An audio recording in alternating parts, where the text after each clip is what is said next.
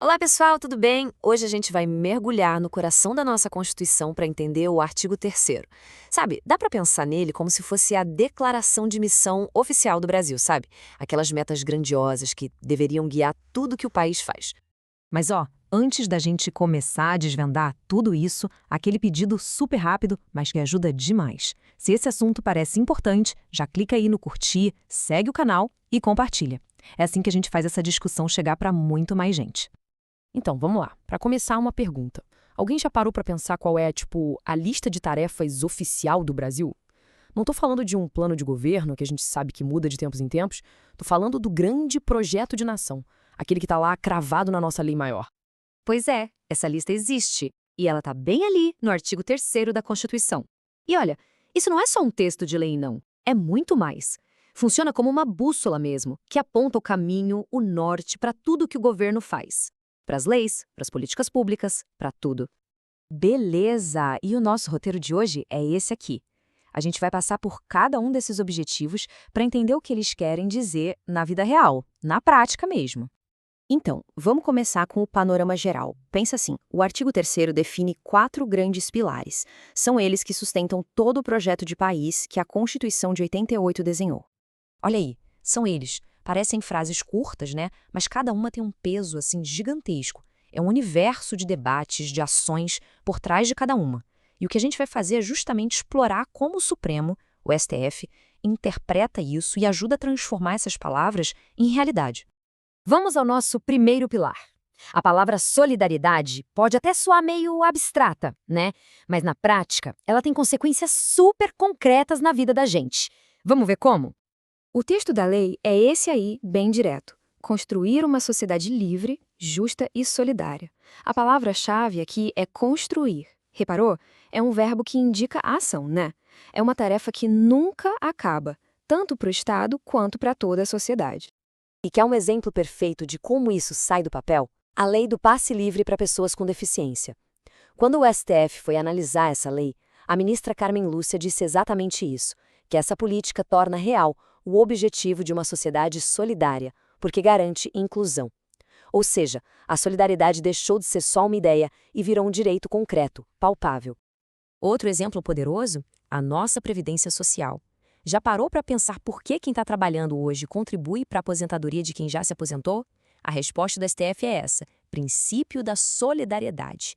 É como se fosse um grande pacto entre as gerações, onde uma geração ajuda a sustentar a outra. E aí, tá fazendo sentido essa conexão toda? Se esta análise de como a lei impacta a vida real tá ajudando a clarear as coisas, que tal compartilhar?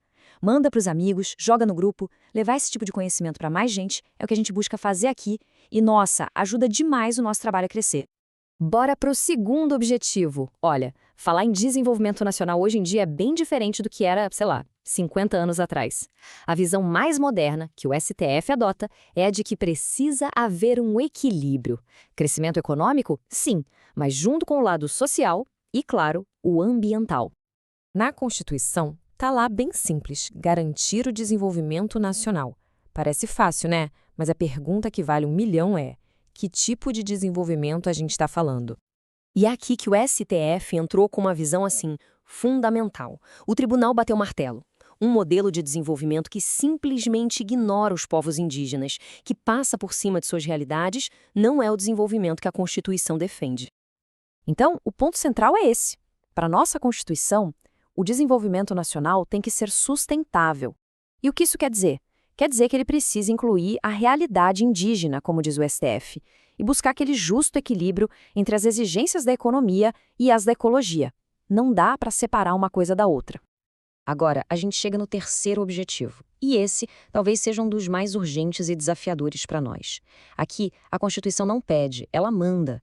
O Estado tem que agir, tem que atuar ativamente para reduzir as disparidades gigantescas que a gente sabe que existem no Brasil.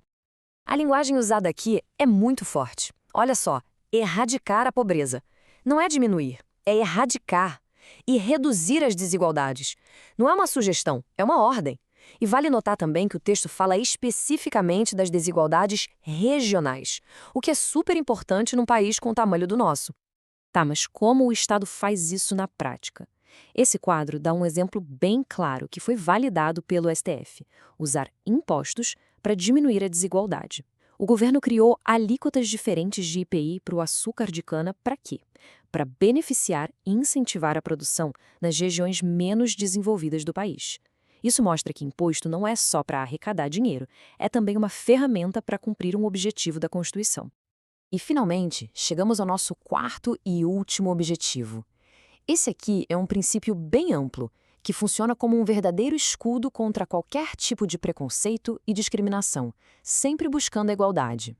Olha a abrangência dessa norma. Ela lista vários tipos de preconceito, né? Origem, raça, sexo, cor, idade. Mas a parte mais poderosa é o final, e quaisquer outras formas de discriminação. Essa pequena frase abre a porta para proteger contra todo e qualquer tipo de preconceito que possa existir. É fundamental. E com isso, a gente fecha esse nosso passeio pelos objetivos fundamentais do Brasil.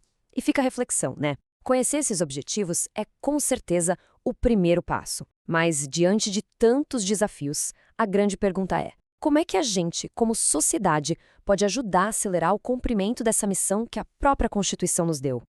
Bom, pessoal, muito obrigado pela companhia até aqui. Se curtiu esse papo e gosta de aprender sobre direito nesse formato de áudio mais direto, não esquece de seguir o DireitoCast lá no Spotify.